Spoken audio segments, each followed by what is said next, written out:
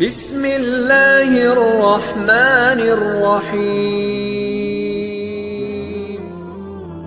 حضرت ابراہیم علیہ السلام کے زمانے میں ہی میں ایک دوسری بستی میں اللہ پاک نے حضرت لوط علیہ السلام کو اپنا پیغمبر بنا کر بھیجا۔ حضرت لوط علیہ السلام کی قوم کے لوگ بڑی بے شرمی کے کام کیا کرتے تھے، چوری ڈاکہ زنا وغیرہ۔ حضرت لوط علیہ السلام نے بار بار سمجھایا کہ تم ایسی بے شرمی والے کام کیوں کرتے ہو جو تم سے پہلے دنیا میں کسی نے نہیں کیے۔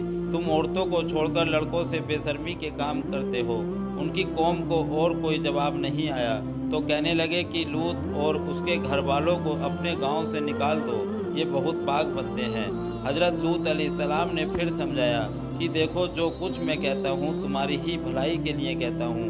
میں تم سے یہ نہیں کہتا کہ جو کچھ میں تم کو نصیحت کرتا ہوں اس کے بدلے میں مجھ کو کوئی پیسہ یا مزدوری دو، بلکہ اس کا بدلہ تو مجھ کو اللہ پاک دے گا۔ حضرت لوط علیہ السلام کی نصیحت کا ان پر کوئی اثر نہ ہوا اور کہنے لگے کہ جس عذاب سے تو ہم کو ڈراتا ہے، اگر تو سچا ہے تو ایک دن اس عذاب کو ہم پر لے آ۔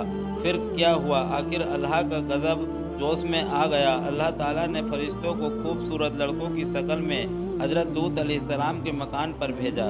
حضرت لوط علیہ السلام نے جب لڑکوں کو دیکھا تو بہت غمگین ہوئے کہ یہ لڑکے میرے پاس مہمان آئے ہیں اور میری قوم کے لوگ انہیں پریشان کریں گے۔ کہنے لگے آج کا دن میری مشکل کا دن ہے۔ حضرت لوط علیہ السلام کی قوم کے لوگوں نے خوبصورت لڑکوں کو ان کے گھر پر دیکھا تو دوڑتے ہوئے آئے، کیونکہ یہ لوگ پہلے ہی سے برے کام کرتے تھے۔ حضرت لوط علیہ السلام نے ان سے کہا کہ اے میری قوم، اللہ سے ڈرو اور میرے مہمانوں کے بارے میں میری عزت خراب نہ کرو۔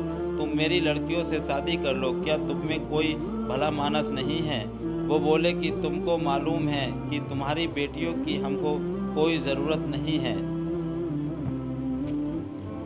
جو کچھ ہم چاہتے ہیں وہ تم کو معلوم ہے۔ حضرت لوط علیہ السلام نے کہا کاش مجھ میں تمہارے مقابلے کرنے کی طاقت ہوتی یا میں کسی مضبوط قلعے میں ہوتا۔ فرشتے جو خوبصورت لڑکوں کی شکل میں آئے تھے انہوں نے حضرت لوط علیہ السلام کو اتنا غمگین دیکھا تو کہا اے لوط، ہم تمہارے رب کی طرف سے بھیجے ہوئے فرشتے ہیں، یہ لوگ آپ تک ہرگز نہیں پہنچ سکتے۔ آپ رات کے اندھیرے میں اپنے گھر والوں کو لے کر اس بستی سے نکل جاؤ اور کوئی شخص پیچھے مڑ کر نہ دیکھے، مگر اپنی بیوی کو چھوڑ دینا کیونکہ وہ بھی کافر ہے، اور جو آفت اس بستی پر آنے والی ہے وہ اس پر بھی پڑے گی۔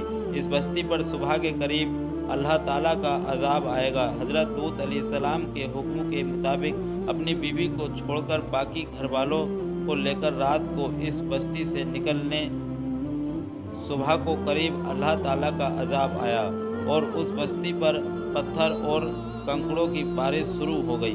پھر اس بستی کو اٹھا کے الٹ دیا، اسے نیچے اوپر کر دیا، اور اس بستی جس کے لوگ لڑکوں سے بے شرمی کے کام کرتے تھے اور حضرت لوط علیہ السلام کے منع کرنے سے نہیں مانتے تھے، سب نیست و نابود ہو گئے۔